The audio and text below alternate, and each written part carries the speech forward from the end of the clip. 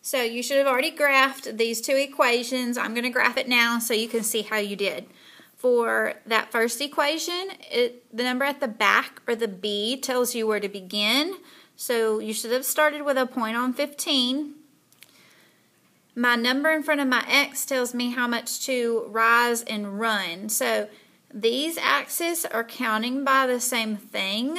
So I can just do my slope like normal. My rise number is a -1. So from here I'm going to go down 1 and right 1. And if you want to, you can just do it all the way through the graph. So it will make that line like really easy to draw. Oops, kind of missed that one. Okay. For the second equation, the number at the back tells you where to begin. So start at 10. It says to rise -1. So I'm going to go down 1 and run 2. Down 1, run 2. So this is the point where they run into each other. Down 1, right 2. Okay.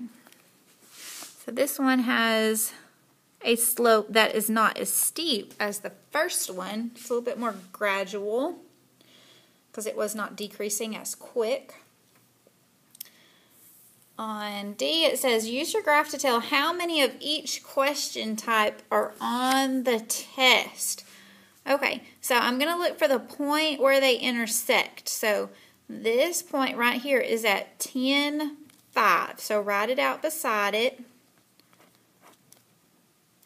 I gave the X number first and then the Y. So remember, originally they told us spelling questions is what X stands for, and I can see that on the X-axis.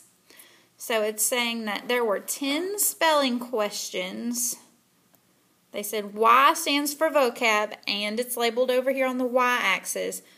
So 10 spelling questions and 5 vocab questions. I can tell from that ordered pair.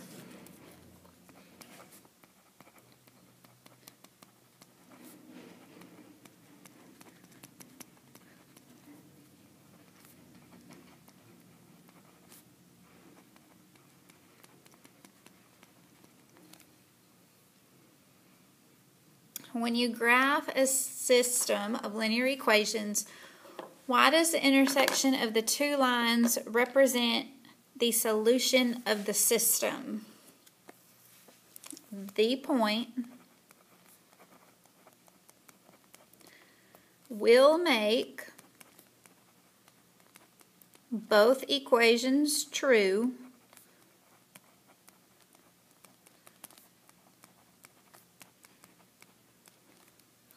when you plug in the X and Y values.